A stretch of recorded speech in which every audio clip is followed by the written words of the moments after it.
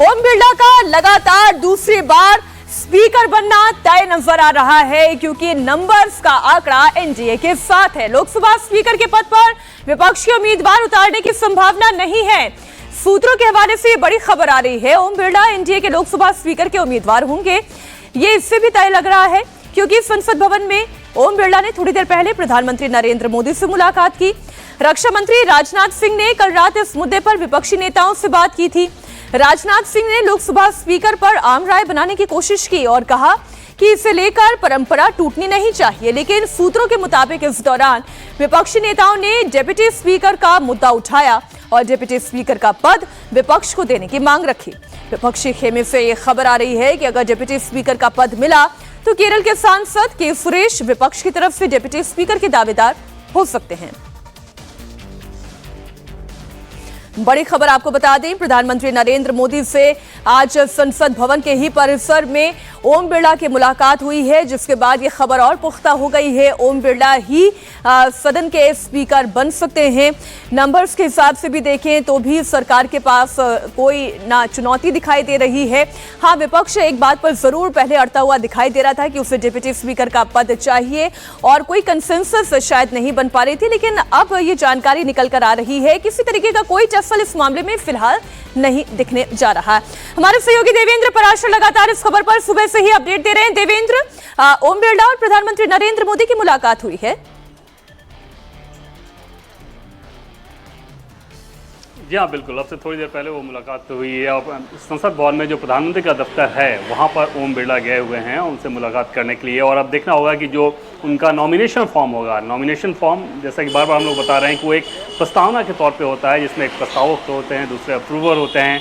नरेंद्र मोदी निश्चित तौर पे उसके प्रस्तावक हो सकते हैं। अप्रूवर के लिए देखना होगा कि अप्रूवर कौन होता है, लेकिन फिलहाल ये तस्वीर बिल्कुल साफ हो चुकी है कि लोकसभा के अगले स्पीकर कौन होने जा रहे हैं। वो अगले स्पीकर ओम बिरला ही होने जा रहे हैं, यानी कि यहाँ एक कंटिन्यूटी नजर आएगी 17वीं लोकसभा और 18वीं लोकसभा में स्पीकर के मामले में। कल रात जब राजनाथ सिंह की अपोजिशन के नेताओं से बातचीत हुई थी तो उसमें अपोजिशन के नेताओं ने ज़रूर ये कहा कि डिप्टी स्पीकर का पद अपोजिशन को जाना चाहिए। हालांकि हम सभी जानते हैं कि सरकार के सोर्सेज बार बार इस बात को कह भी रहे हैं कि इस मौजूदा सत्र में डिप्टी स्पीकर को लेकर वो टास्क टेबल पर है ही नहीं। अभी सिर्फ और सिर्फ हाउस के सामने एक ही जिम्मेदारी है, एक ही टास्क है, उसे अपना स्पीकर चुनना है।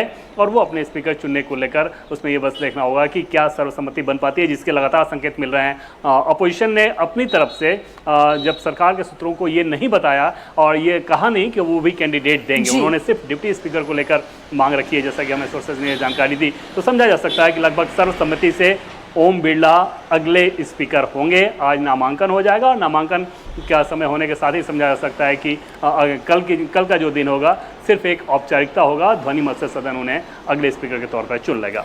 मीनाक्षी जी, विजयलक्ष्मी भी हमारे सहयोगी साथ जुड़ी हुई हैं। विजयलक्ष्मी, आपके सोर्सेस क्या जानकारी दे रहे हैं? देखिए मीनाक्षी, अगर डेप्यूटी स्पीकर के पद की बात करें तो कन्वेंशन ये रहा है कि डेप्यूटी स्पीकर का पद हमेशा से जो है वो विपक्ष में से किसी दल को गया है। यूपीए के कार्यकाल में ही अगर आप देखें तो शिरोमणि दल से एक बार डेप्यूटी स्पीकर रहे, फिर उसके बाद एआईएडीएमके को डेप्यूटी स्पीकर का पद गया 16वीं लोकसभा में। और 17वीं लोकसभा एक ऐसा, अब तक के कन्वेंशन की बात करें तो एकमात्र ऐसा सत्र था जिसमें कोई भी डेप्यूटी लीडर नहीं चुना गया। अब विपक्ष के नेता बार बार ये मांग करें कि कन्वेंशन को इस बार तो, क्योंकि विपक्ष के पास नंबर भी अच्छा है, आंकड़ा भी अच्छा है, अर्थमेटिक उनके साथ है और कन्वेंशन भी उनके साथ है, इसलिए लगातार विपक्ष की तरफ से यही मांग की जा रही है कि डेप्यूटी स्पीकर का पद जो है विपक्ष के किसी नेता को मिलना चाहिए। और अगर उस पर सहमति बनती है, सरकार राजी होती है, तो हमें इस तरह की जानकारी मिल रही है कि कांग्रेस के केरल से सांसद के सुरेश डिप्टी स्पीकर के उम्मीदवार हो सकते हैं। 8 बार के सांसद हैं और आपको याद होगा अभी प्रोटेम स्पीकर को लेकर के भी जब विवाद हुआ तो के सुरेश चाहती थी कांग्रेस पार्टी और विपक्ष के दल के उनको प्रोटेम स्पीकर बनाया जाए, क्योंकि मानते हैं कि सबसे वरिष्ठ सांसद जो हैं लोकसभा में फिलहाल के सुरेश हैं। अब देखना होगा कि क्या डेप्यूटी स्पीकर पर कोई सहमति बनती है, क्योंकि विपक्ष कन्वेंशन का हवाला देकर सरकार से चाहता है कि डेप्यूटी स्पीकर उनको दिया जाए। इसका मतलब तो विजयलक्ष्मी ये हुआ कि स्पीकर ओम बिरला के तौर पर इस चेहरे से कोई आपत्ति नहीं विपक्ष को।